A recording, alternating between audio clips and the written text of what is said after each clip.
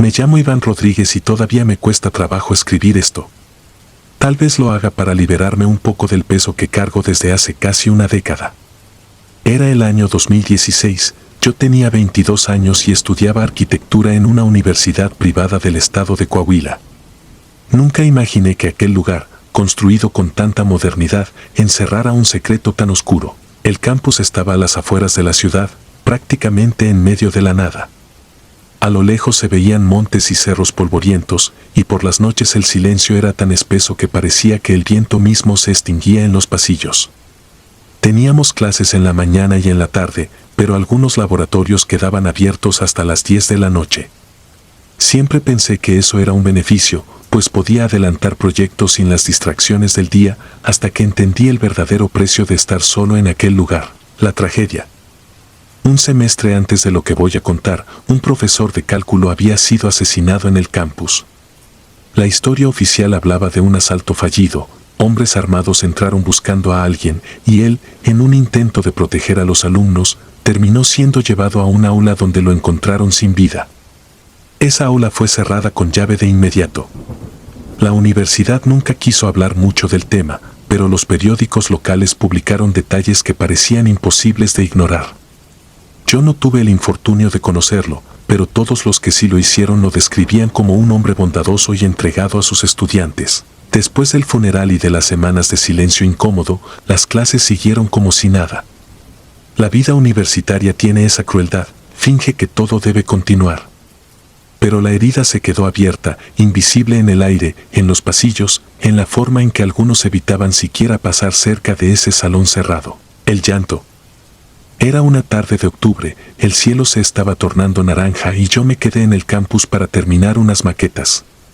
Alrededor de las 7, mis dos amigos, Saúl y Carolina, pasaron a mi mesa para invitarme a cenar tacos después de clase.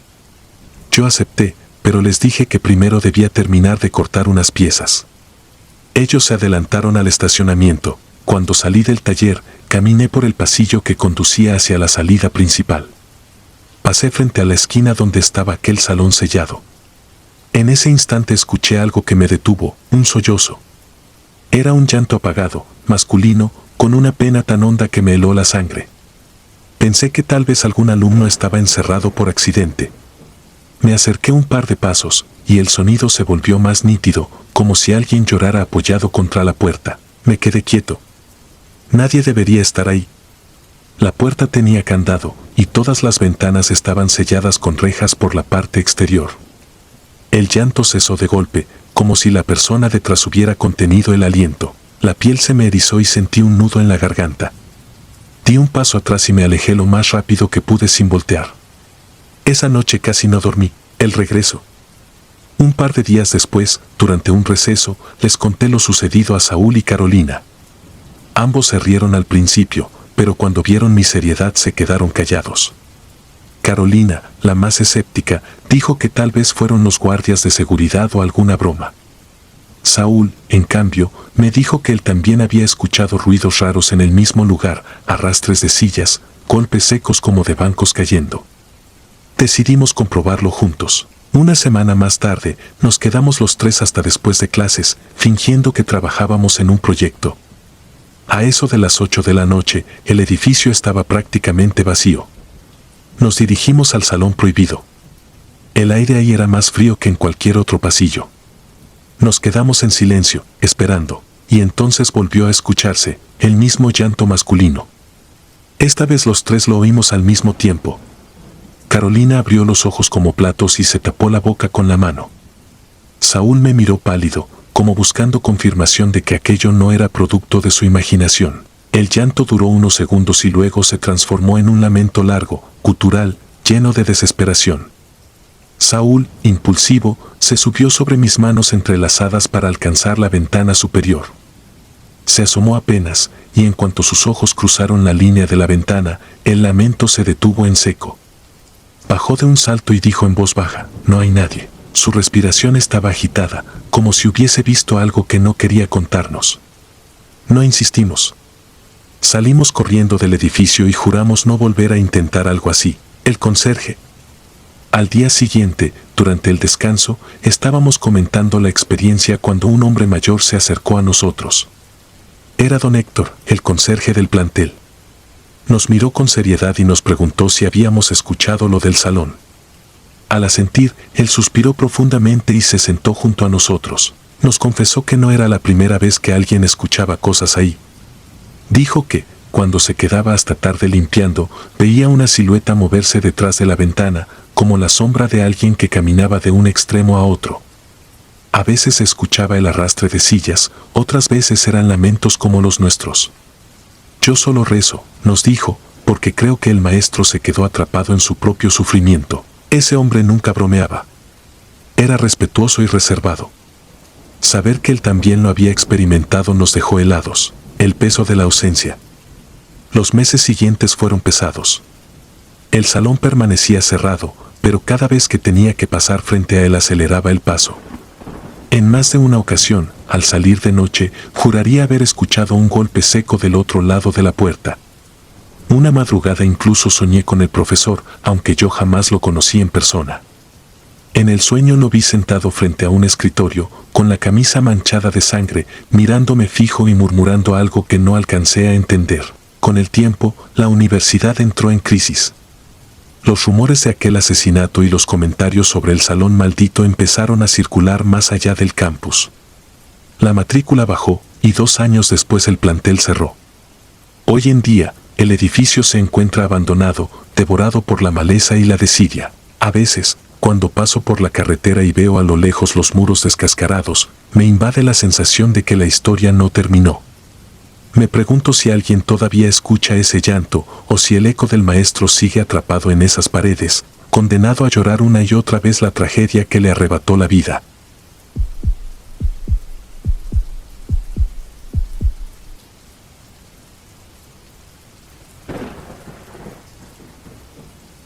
Mi nombre es Rodrigo Méndez y aún me cuesta trabajo contar lo que viví en mi época de estudiante. No lo hago para entretener ni para inventar historias, lo hago porque me carcome el recuerdo de algo que nunca debió ocurrir. Cursaba la preparatoria en el año 2013 en un plantel ubicado a las afueras de Saltillo, Coahuila. El edificio estaba en medio de terrenos baldíos y lomas secas, lo que de noche lo convertía en un sitio aislado, casi fantasmal. Aunque la escuela era reconocida, este plantel en particular parecía olvidado, con pasillos silenciosos, paredes agrietadas y un aire pesado difícil de explicar. Durante mi último semestre, me asignaron clases en el turno vespertino. Entraba a las 3 y salía pasadas las 9 de la noche. No lo negaba, había algo inquietante en cruzar el patio vacío cuando la mayoría ya se había ido. Las luces titilaban y los pasillos resonaban con un eco extraño, como si alguien más caminara detrás de ti. Un día nos enteramos de la tragedia que marcaría a todo el plantel. Uno de los maestros más queridos, el ingeniero Valdés, falleció dentro del Salón 7, al final del edificio viejo. No dieron detalles oficiales, solo que sufrió un infarto durante sus clases de la tarde. Lo extraño fue que no lo encontraron en plena lección, sino solo, sentado frente al pizarrón, con el rostro desencajado y los ojos abiertos como si hubiera visto algo indescriptible. El salón quedó clausurado después de aquello. Las cortinas permanecían cerradas, la puerta bajo llave y nadie volvió a usarlo. Sin embargo, el rumor comenzó a crecer. Algunos decían que al pasar por ahí se escuchaban golpes contra las paredes, como si arrastraran los pupitres. Otros aseguraban haber visto una sombra moverse detrás de la cortina, justo cuando no había nadie adentro. Yo nunca fui creyente de esas cosas. Siempre pensé que eran exageraciones de adolescentes aburridos. Hasta que me tocó vivirlo en carne propia. Era una tarde fría de noviembre. El cielo se tornó rojizo antes de oscurecer por completo y, como siempre, me quedé después de clases con 2 amigos, Martín y Esteban, para adelantar un proyecto. El laboratorio de cómputo quedaba muy cerca del pasillo donde estaba el Salón 7. Recuerdo perfectamente que eran casi las 8 y ya casi no quedaba gente. Solo se escuchaban las voces lejanas de los vigilantes en la entrada principal. En un momento dado, el silencio se rompió con un sonido seco, como de un mueble arrastrándose. Provenía claramente del Salón 7. Nos miramos entre nosotros incrédulos, porque sabíamos que estaba cerrado con llave. Martín soltó una risa nerviosa, pero Esteban palideció. Yo intenté convencerme de que quizá algún maestro había entrado a recoger algo. Sin embargo, la luz del salón permanecía apagada y el vidrio de la puerta estaba cubierto con polvo. El ruido volvió, más fuerte, como si alguien empujara todos los pupitres contra la pared. El eco se extendió por el pasillo vacío y nos heló la sangre. Martín quiso irse de inmediato, pero yo sentía esa absurda necesidad de comprobar qué pasaba. Me acerqué despacio a la puerta del salón. El aire estaba más frío en ese punto del pasillo, como si emanara desde dentro. Me agaché y miré por la rendija del piso, pero la oscuridad era total. Esteban me alcanzó y me susurró que no lo hiciera, que mejor nos fuéramos. Pero en ese instante escuchamos algo que jamás olvidaré, un sollozo ahogado, un llanto masculino que parecía venir de alguien atrapado dentro. Era un lamento profundo, cargado de angustia, que se cortaba en suspiros largos como si la voz estuviera rota por el dolor. Martín salió corriendo del pasillo, pero yo me quedé paralizado. El llanto se interrumpió y de pronto se escuchó un golpe seco contra la puerta, tan fuerte que la madera crujió. Sentí como la vibración recorría mis pies y el corazón me dio un vuelco. Esteban me jaló del brazo y salimos corriendo hasta el patio. Esa noche no dormí. Cada vez que cerraba los ojos recordaba ese sonido, el llanto de un hombre que ya no estaba entre los vivos. Al día siguiente, tratamos de contárselo a otros compañeros, pero nadie nos creyó. Algunos se burlaron, otros dijeron que solo queríamos llamar la atención. Lo peor vino semanas después. Una tarde, me tocó quedarme solo casi hasta las 9 porque estaba esperando que pasara mi padre por mí. Me senté en una banca del patio, revisando mi celular, cuando escuché un murmullo detrás de mí. Volteé y vi claramente una figura parada en la ventana del salón 7. Era la silueta de un hombre, inmóvil, con los brazos colgando. La cortina estaba corrida apenas unos centímetros y la luz de la farola exterior lo delineaba con precisión. Me levanté de golpe y parpadeé, pero la silueta seguía ahí, observándome sin moverse.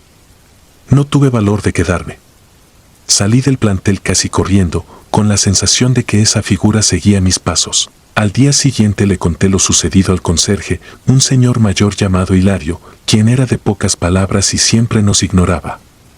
Pero esa vez me escuchó serio y me dijo que yo no era el primero en verlo.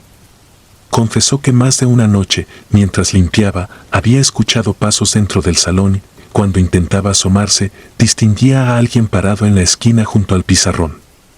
Nunca alcanzaba a verle el rostro, pero estaba seguro de que era el ingeniero Valdés.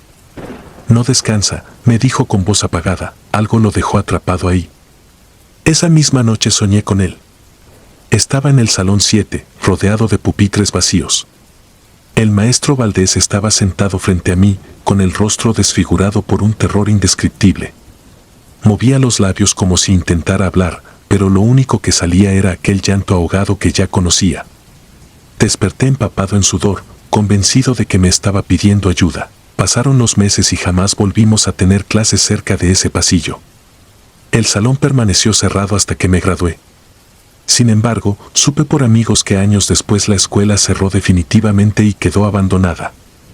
Hoy el edificio está rodeado de maleza y ventanas rotas, como si el tiempo se hubiera encargado de borrarlo del mapa. A veces paso por ahí en carretera y no puedo evitar mirar en dirección al viejo edificio.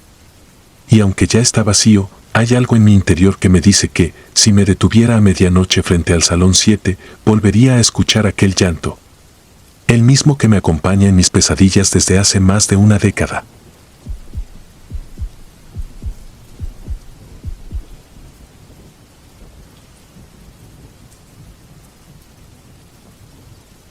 No escribo esto para asustar a nadie.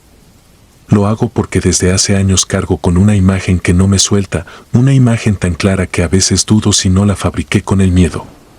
Tenía 14 años en 2009, estudiaba en una secundaria técnica de Navojoa, Sonora. Cada fin de curso organizaban un campamento dentro de la escuela. Dormíamos en salones, hacíamos fogata en la cancha y los prefectos rondaban con lámparas como si fuera un pequeño cuartel. Éramos decenas, pero la noche siempre logra volver íntimo cualquier lugar. El edificio daba su espalda a un potrero que se extendía hasta perderse en la oscuridad. De día, el potrero parecía una postal, pasto claro, un par de mezquites flacos y un canal de riego que a veces traía agua lenta. Decían que el dueño solía meter chivas, pero yo casi nunca las vi. Lo que sí estaba ahí, fijo como un guardián torcido, era un portón de lámina oxidada. Crujía con el viento y golpeaba un poste con un sonido hueco que se te quedaba pegado en las costillas. Aquel campamento empezó como todos. Armaron casas de campaña dentro del salón de cómputo, repartiríamos turnos para ir por agua, y más tarde nos juntamos alrededor de una fogata que el profe de tecnología hizo con leña y un tambor viejo. Nos dieron bombones, un grupo se puso a cantar y otro quiso contar historias. Me reí, jugué, me cansé. Antes de medianoche me metí al salón con las demás. La maestra dejó la puerta entreabierta para que entrara el aire caliente de junio.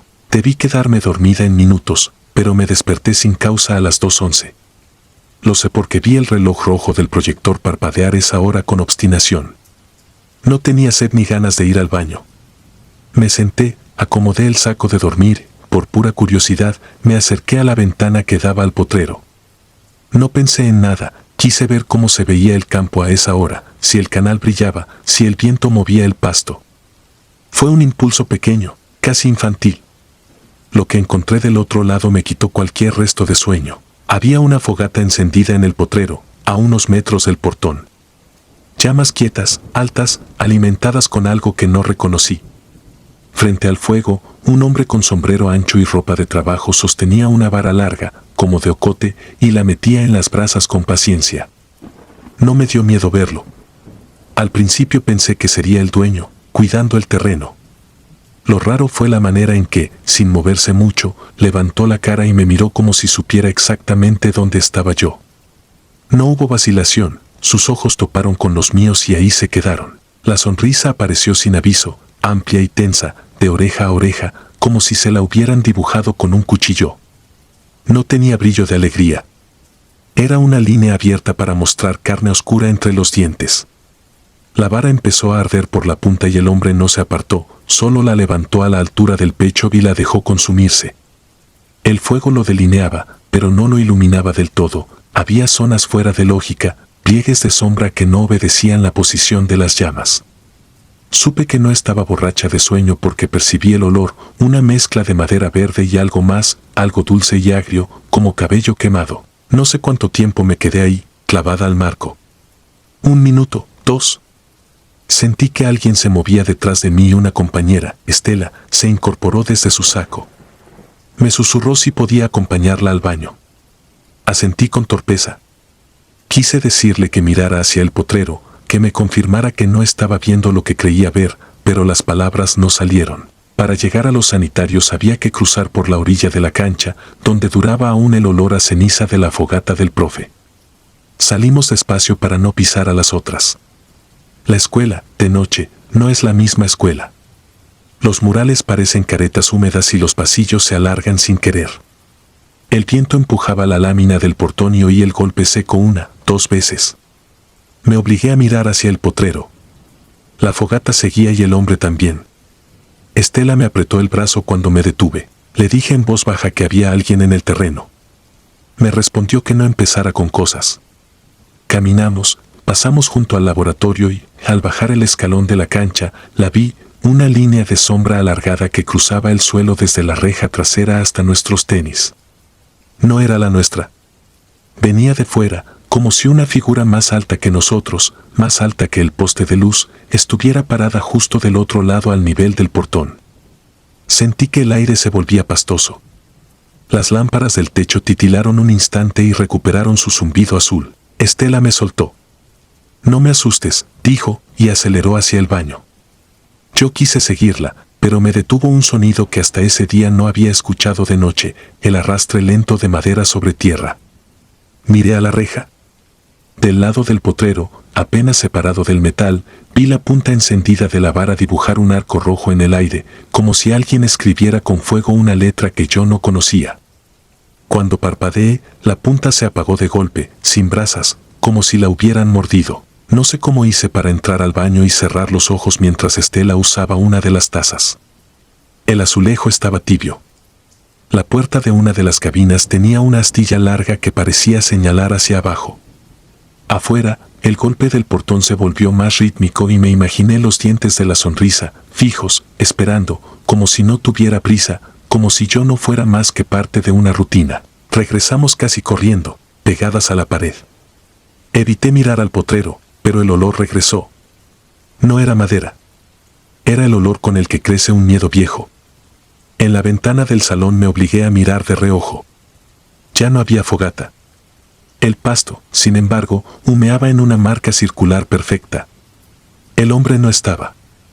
Solo el portón se movía por el viento, y por un segundo, lo juro, vi dos sombras en el suelo donde solo debería haber una, la del poste, y otra, acostada, alargada, deformada por una sonrisa. No pude dormir.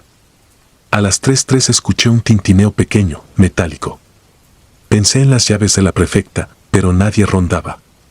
Me quedé sentada con la espalda fría contra la pared hasta que la maestra, al amanecer, nos despertó a todas para recoger. Salí al patio. El círculo oscuro en el potrero seguía ahí, fresco, como si alguien hubiera retirado una olla enorme. Fui hasta la reja pese a los gritos de que no nos acercáramos. Entre el pasto chamuscado encontré una marca doble, no huellas claras de botas, sino dos medias lunas paralelas, repetidas, como si algo hubiera sido arrastrado ida y vuelta muchas veces. No dije nada. Todo en mí sabía que era mejor no nombrarlo. Cuando los demás despertaron y vieron la marca, inventaron explicaciones, que los vagabundos, que unos muchachos hicieron una fogata, que el guardia se quedó dormido. Nadie habló de un hombre con sombrero que sonreía como si le doliera la cara. El profe de tecnología comentó que el potrero tenía historias, que antiguamente ahí estaba una noria y que se murió un peón dentro, pero lo dijo sin ganas, como si lo hiciera por cumplir con la imaginación de los alumnos. Yo no pregunté más. Esa misma tarde, de vuelta a casa, mi mamá me dijo que olía a humo. Me duché y me olí el cabello. No se me quitó la sensación de que traía pegado un olor ajeno. Me dormí, ahora sí agotada, y soñé con la mitad de una palabra escrita con fuego. Al despertar, la palabra se había ido, pero la curva de la letra me quemaba el pecho. Pasaron meses. Cambié de salón, el campamento se volvió anécdota. Solo a veces, cuando el viento entraba desde el sur, el golpe del portón se me aparecía en los oídos. Un día, por un trámite de constancia, volví a la secundaria ya como exalumna.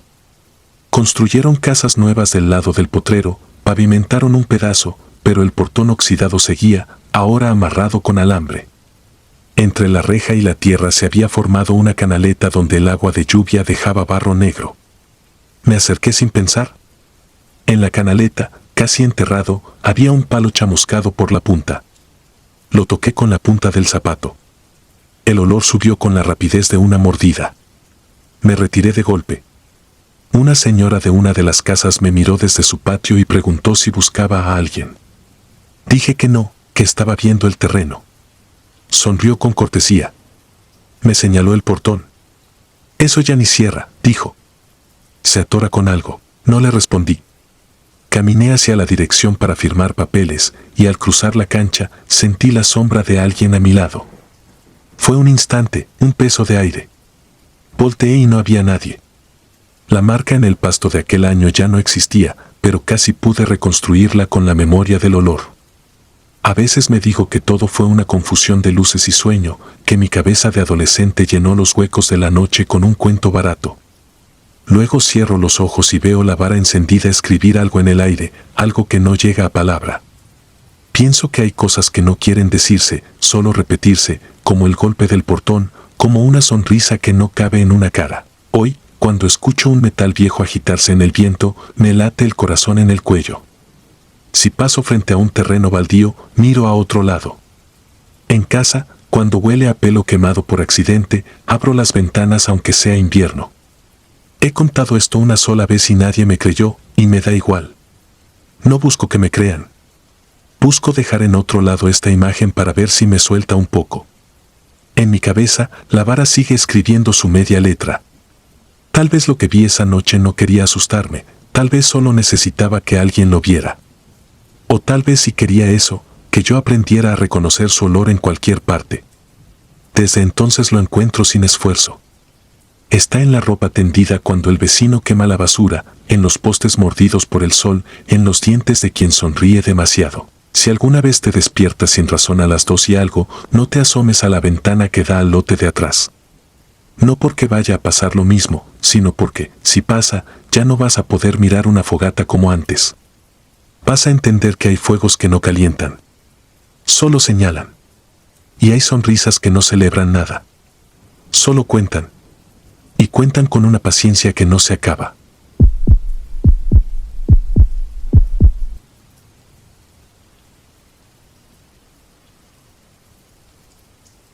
Esto que voy a contar sucedió en el año 2007, cuando cursaba el tercer grado de secundaria. Nunca había creído en fantasmas, ni en esas historias que la gente cuenta para asustar, pero lo que viví en aquella escuela fue tan real que todavía hoy, después de tantos años, sigo recordándolo con un miedo que no me deja dormir tranquilo.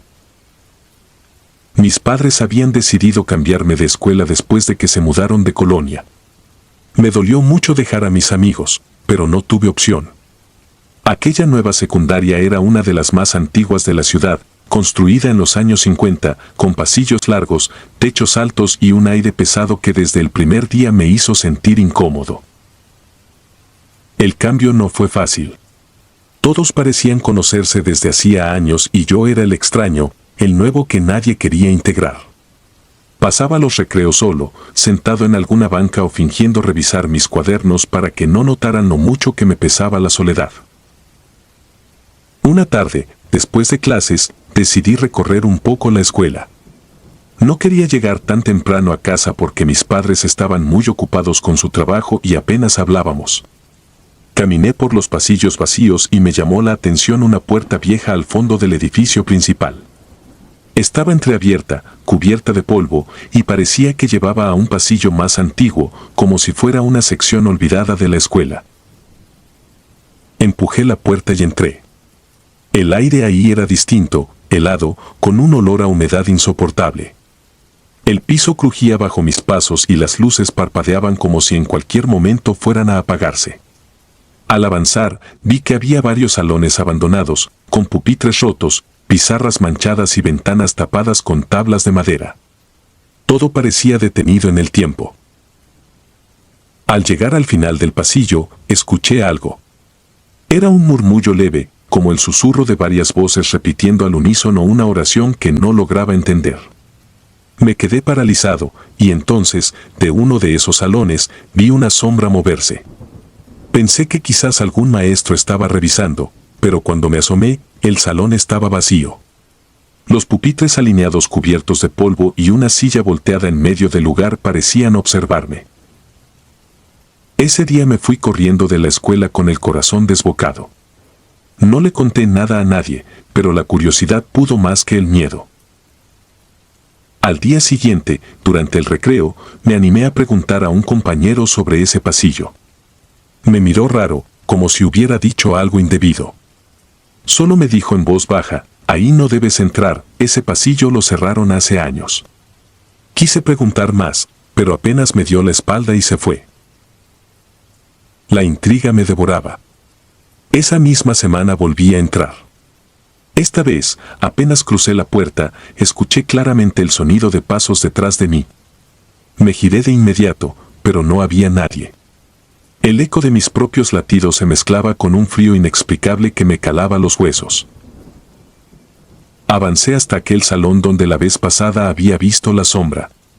Cuando entré, noté algo nuevo. En la pizarra estaba escrita con tiza una fecha, 15 de octubre de 1994. Lo extraño era que yo había pasado ahí 2 días antes y la pizarra estaba limpia.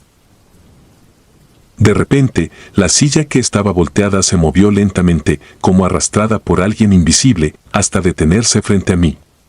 No tuve valor para quedarme más tiempo. Las noches siguientes no pude dormir. Soñaba con niños sentados en aquellos pupitres, todos mirándome fijamente con rostros pálidos y ojos vacíos. Al despertar, sentía todavía el olor a humedad impregnado en mi ropa, como si nunca hubiera salido de aquel lugar. Finalmente, un viernes decidí quedarme más tarde para intentar encontrar una explicación. Esperé a que todos se fueran, y cuando el silencio cubrió la escuela, entré al pasillo otra vez. Apenas crucé, las luces se apagaron por completo. Todo quedó en penumbras. Escuché entonces los susurros, más fuertes que nunca, y pude distinguir algunas palabras, nombres. Era como si alguien estuviera leyendo una lista. Entre los nombres, escuché uno que me heló la sangre, el mío. Retrocedí, pero sentí que algo me rozó el hombro. Era una mano helada, huesuda, que se desvaneció en el aire. Corrí hacia la salida, pero antes de cruzar la puerta giré la cabeza y los vi, decenas de figuras de estudiantes, todos con uniforme antiguo, sentados en silencio dentro de los salones. Me observaban sin pestañear, inmóviles, con un odio profundo reflejado en sus rostros. Al día siguiente no quería regresar a clases, pero mis padres insistieron. Pasé la jornada completa en estado de alerta, con la sensación de que algo me seguía. Una semana después, no pude más y hablé con una de las maestras. Le pregunté directamente qué había pasado en ese pasillo. Ella se quedó en silencio por unos segundos, como dudando si decirme o no, y al final solo murmuró, «Ese lugar está cerrado desde hace más de 10 años». Ahí ocurrió un incendio en un campamento nocturno, murieron varios alumnos atrapados, por eso nadie entra. Ya no preguntes más. Sentí un vacío en el estómago. Todo encajaba, las voces, los nombres, las sombras.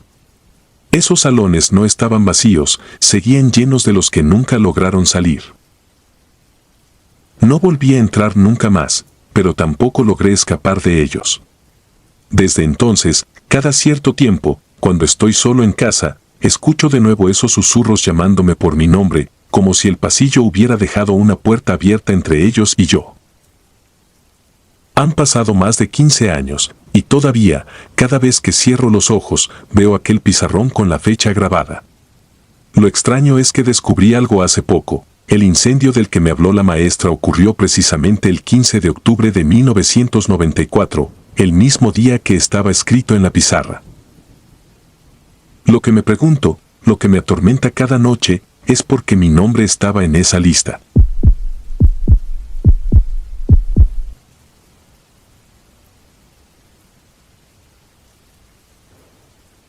En el año 2002, cuando cursaba segundo de secundaria, viví una de las experiencias más aterradoras de mi vida.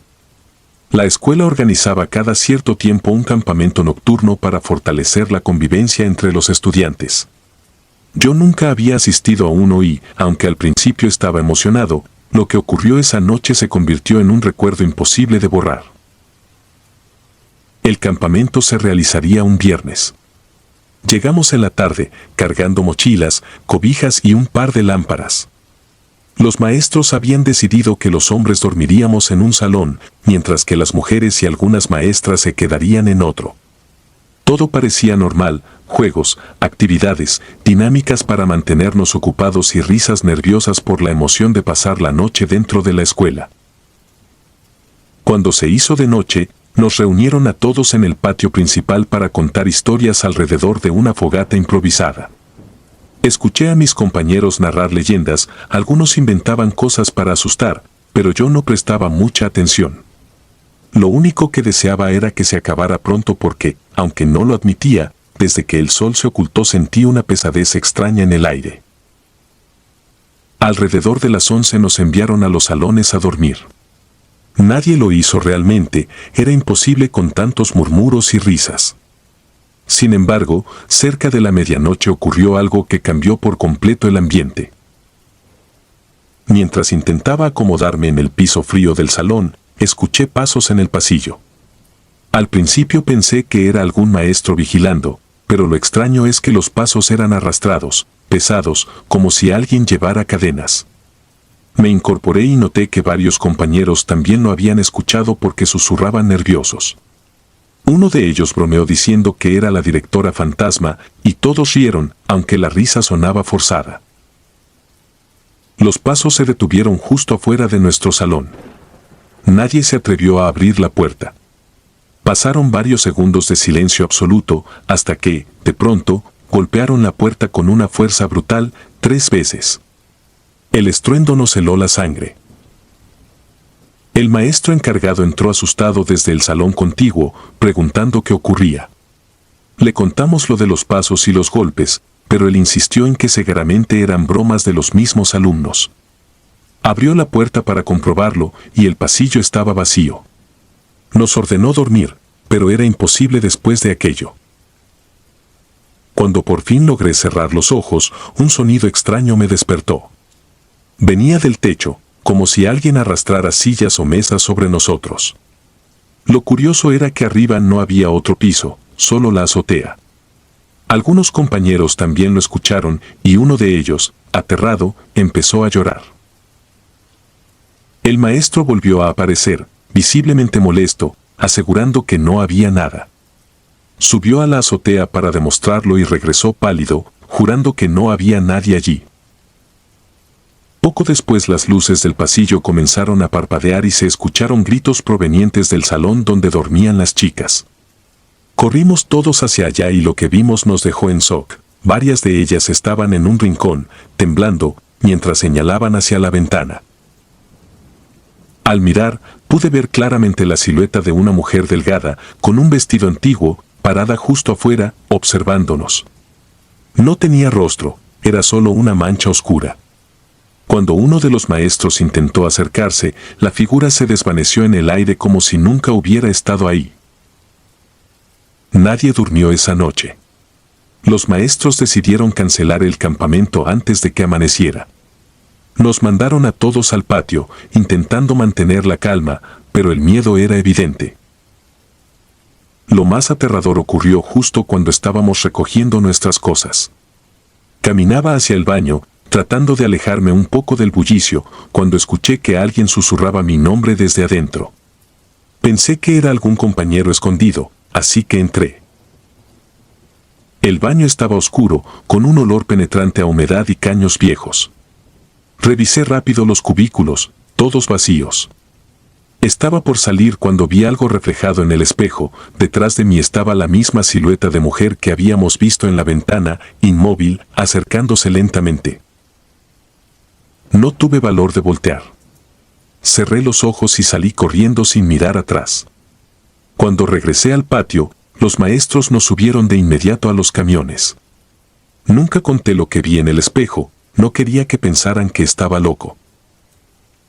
Con el tiempo, me enteré de que la escuela había sido construida sobre los restos de un convento incendiado en los años 60 y que varias monjas y estudiantes murieron ahí. Esa historia nunca fue confirmada oficialmente, pero todos los que vivimos esa noche sabemos que algo quedó atrapado en ese lugar. Han pasado más de 20 años, y cada vez que escucho pasos arrastrados en la madrugada, siento que aquella mujer todavía me sigue buscando.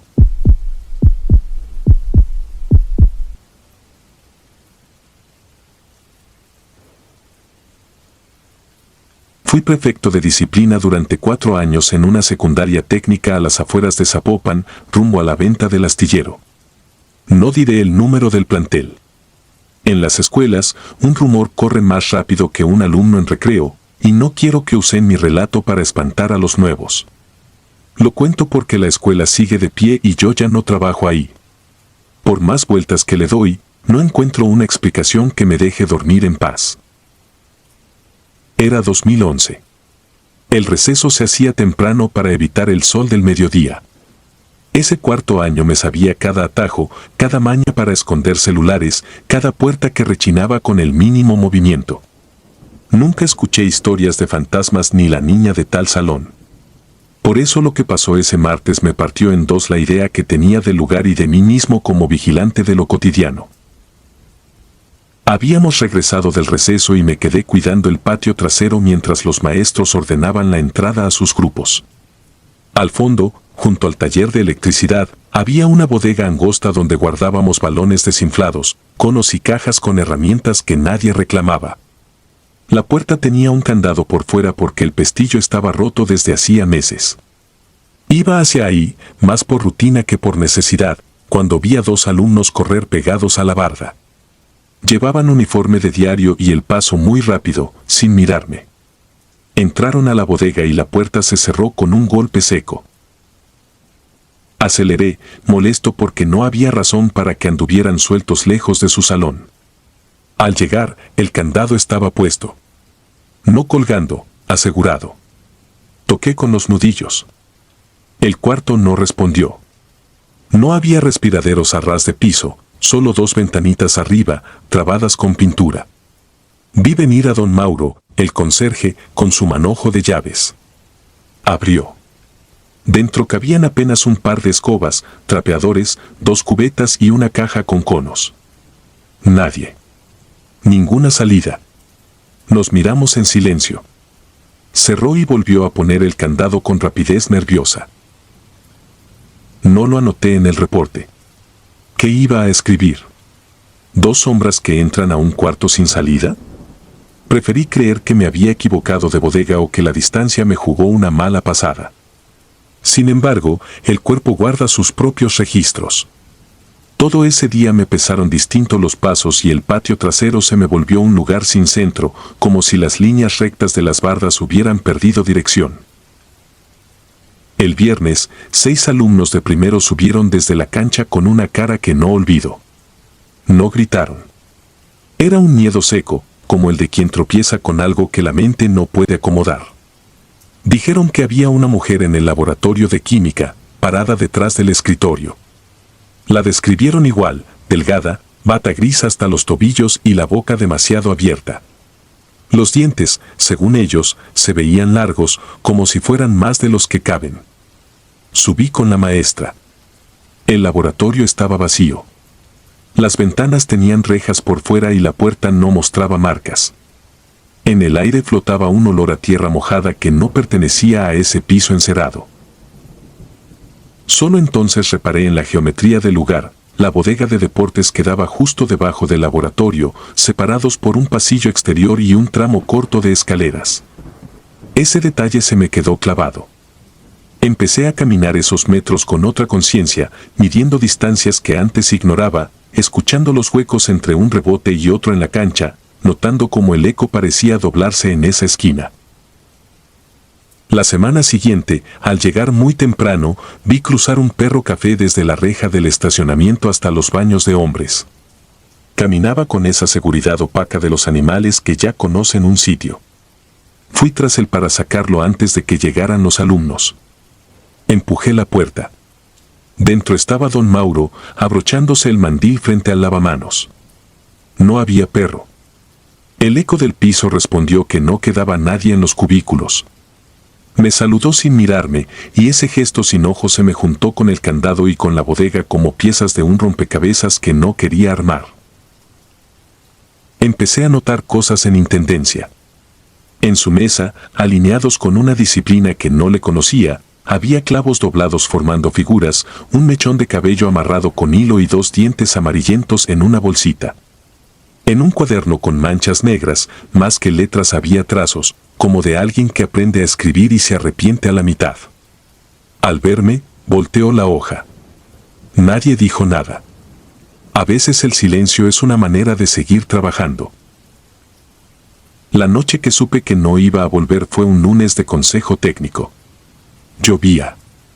Apagué la mayoría de las luces, salvo las del pasillo del segundo piso, donde me faltaba recoger unas planillas. Subí. Mientras caminaba, escuché el golpe de una pelota rebotando muy despacio. 3, 4, 5 veces. No venía de la cancha. Venía de arriba de mí, del plafón hueco.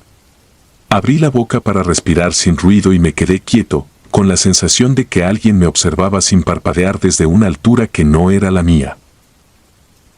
Me obligué a avanzar. En la puerta del laboratorio de química, la franja de vidrio dejaba ver la silueta de alguien delgado, quieto, frente al escritorio. Ese rectángulo oscuro me cortó la respiración en piezas pequeñas. Metí la llave. Adentro no había nadie. El escritorio otra vez tenía polvo marcado y la llave del lavabo giraba lo justo para dejar escapar un hilo de agua.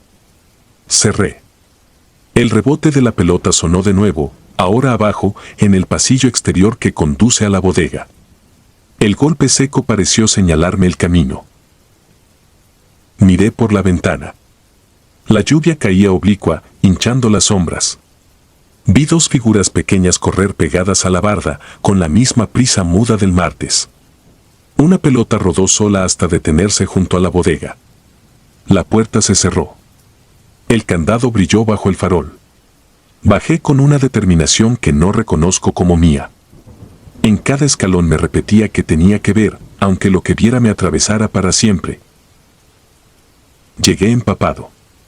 El candado estaba puesto. La pelota, un Mikasa viejo que habíamos dado por perdido, goteaba barro. Toqué. Algo golpeó desde adentro, una sola vez, como si hubieran tirado una escoba al suelo.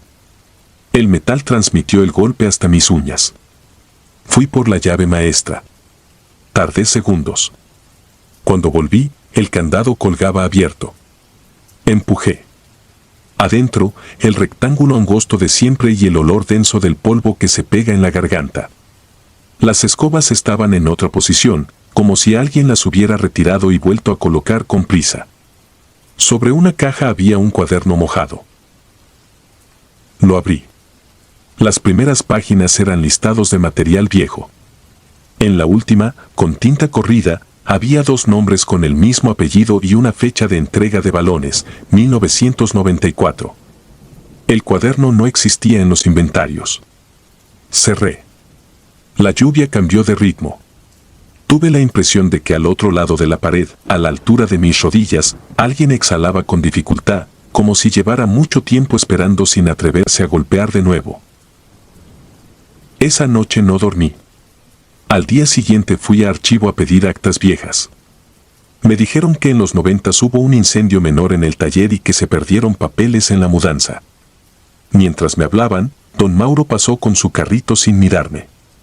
En el piso, justo donde terminaba su paso, vi una huella que no era de bota ni de zapato escolar, corta, angosta, como de un tenis de niño. Al lado, otra igual, quietas, mirando hacia la bodega. Me quedé viendo esas marcas evaporarse como si fueran el final de una fila que nadie encabezaba. Desde entonces, cada vez que una pelota se perdía, aparecía al pie de esa puerta. Cada que llovía, el olor de tierra mojada subía al laboratorio y alguien dejaba marcas nuevas en el polvo del escritorio. No quise contarlo con detalle. No quería que a los chicos les pasara lo de los 6 que vieron a la mujer, ese miedo que les cambió la postura para siempre. Yo podía irme. Ellos no. Aprendí a cruzar ese patio sin mirar la barda y a guardar silencio donde antes daba órdenes. Renuncié al terminar el ciclo. Entregué llaves y tarjetas sin mirar atrás. En mi último recorrido, antes de salir por la puerta principal, pasé frente a la bodega. El candado colgaba abierto. La pelota no estaba. Lo que sí había era un cartel nuevo sobre la chapa, prohibido alumnos. Nadie pone un letrero así si no ha visto algo que no sabe nombrar, pensé y apreté el paso para no voltear. A veces sueño que el recreo no termina. Que las campanas suenan sin que los salones se vacíen, que el viento trae risas que no pesan y que, al fondo, pegados a la barda, 2 uniformes azules corren sin detenerse hacia una puerta que siempre se cierra sola. Me despierto con el sabor metálico del polvo en la lengua. Me lavo la cara y me repito que no era mi imaginación. Yo vi el candado. Yo escuché la pelota. Yo abrí esa bodega y leí 2 nombres que ya nadie recuerda. Lo que la escuela no pudo explicar me acompaña en cada noche que llueve. Si disfrutas de los relatos, te invitamos a apoyarnos con un like y un comentario, ya que eso nos ayuda muchísimo. Además, si aún no estás suscrito o suscrita, te animamos a formar parte de la comunidad del terror. Muchas gracias por escucharnos y por tu apoyo.